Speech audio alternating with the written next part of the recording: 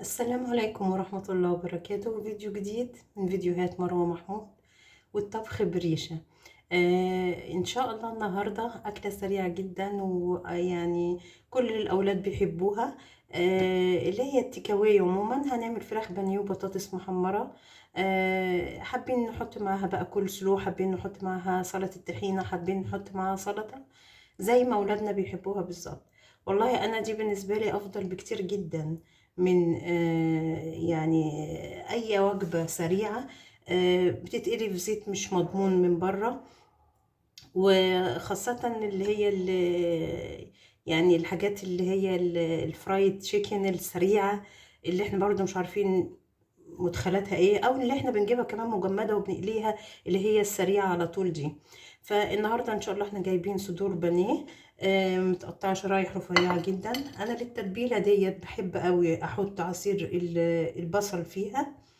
يعني البصل يا اما بنبشره يا اما نضربه ناعم جدا في الكبة. وانا بضربه في الكبة، بحط معاه البهارات بتاعتي كلها: ملح، فلفل اسود، كمون، كزبرة ناشفة. دول اهم حاجة عندي، هم دول اللي انا بعتمد عليهم. طبعا متنضفة كويس جدا بعصير الليمون وغسلاها كويس جدا. بسيبها في التتبيلة دي حوالي ربع ساعة أو نص ساعة بالكتير، لأنها برضو بتتهري لما بنسيبها مدة طويلة في التتبيل. ده بيكون شكلها زي ما احنا شايفين، والبصل زي ما احنا شايفين منزل مية كتير جدا. شايفين المية؟ يا رب الكاميرا تكون يعني موضحه لكم كويس. وسمك البصلاية المبشورة صغنطوطة جدا. يعني البصل الأحمر من أفضل أنواع البصل في المواضيع اللي زي كده، بينزل ميته كويس وبيبشر، بيكون ناعم جدا. ومعايا هنا كمية كويسة جدا من البقسماط العادي خالص.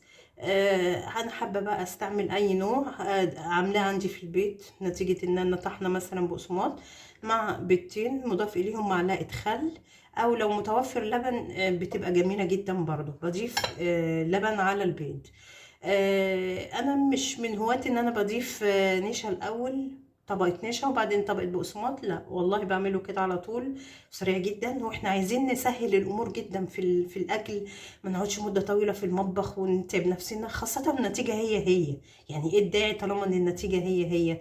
فانا هوريه لكم دلوقتي، وهوريكم التركايه اللي ما تخليش الهدوم بتاعته تقع بسرعة، او الكفر بتاعه يقع بسرعة. بدون بقى طبقة نشا وطبقة بقسماط. ارجو ان انا ما كنتش طولت عليكم، بس كان لازم اشرح الشرح ده في الاول. وقبل اي شيء برضو ما تنسوش الدعم ليا واللايك والشير وقناتي على اليوتيوب، على اساس يوصلكم كل جديد ان شاء الله.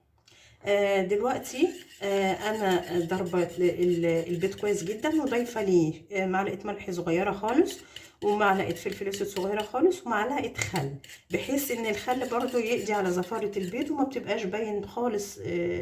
يعني ما بيبقاش باين معايا اساسا الطعم بتاعه.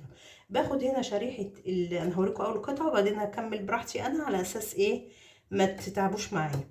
باخد شريحة البانيه زي ما احنا شايفين كده، بحاول انزل منها البصل كله، وهو اساسا ناعم جدا زي ما احنا شايفين مش باين. لما باجي بحطه في سلطانية البيض كده، لازم اعد من 1 ل5 ثواني ويكون مغطياها. 1 2 3 4 5 كده. تأكدوا تماما تماما انه البيض مسك فيه كويس جدا، وابدأ اطلعه واضيفه في البقسماط. انا لما اجي اضيفه في البقسماط لازم يكون البقسماط عندي طبقة كويسة جدا، واضغط عليه جامد كده زي ما احنا شايفين. لازم اضغط عليه. يا رب الكاميرا تكون مبينة، بس اهو بضغط عليه كويس جدا من اول جهة، وبعدين بمسك. شايفين البقسماط مسك فيه طبقة فظيعة ازاي؟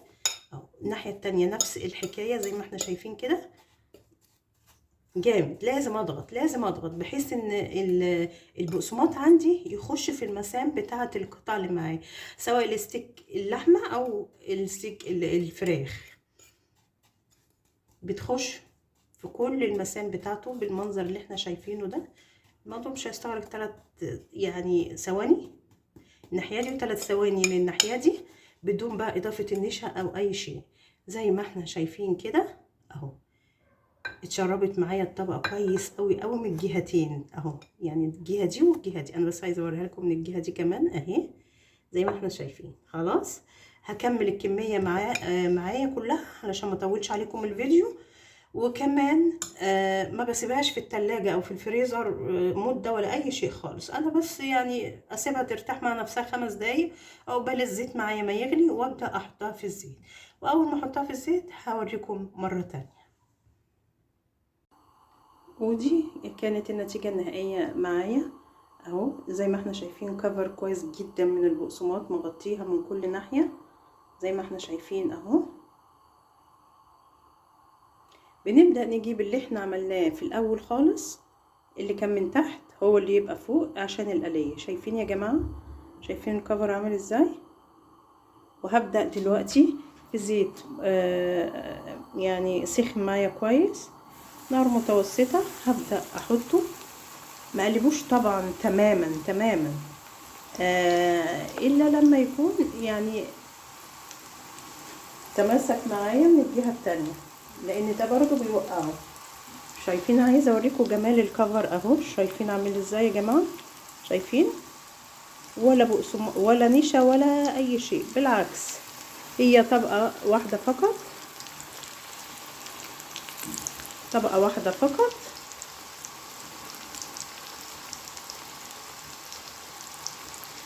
زي ما احنا شايفين، وبنسيبه ياخد اللون الذهبي الحلو الجميل من الناحيه التانية. لما اتاكد بس انه تماسك قوي، يعني تقريبا 3 دقايق على الوجه ده و3 دقايق على الوجه ده. لو القطعه عندي سميكه ومش مضروبه كويس بوطي النار عليها شويه بحيث تستوي. دلوقتي زي ما احنا شايفين اخد معايا اللون الحلو الجميل. هقلبه على طول.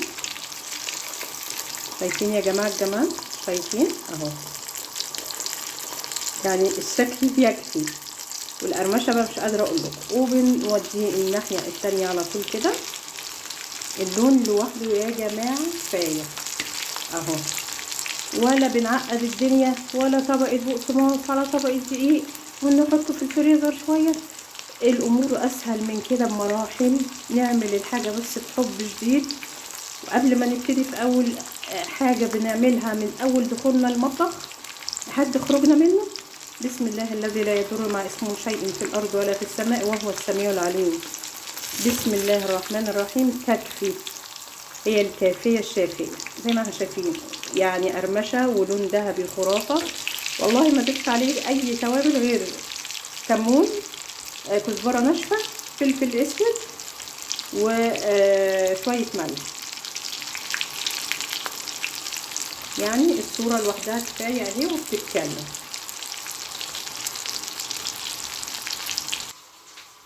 اهو طلعناه. بنطلعه على مناديل عاديه جدا بتاعه مطبخ عادي خالص، بدون شبكه وبدون اي شيء زي ما احنا شايفين كده.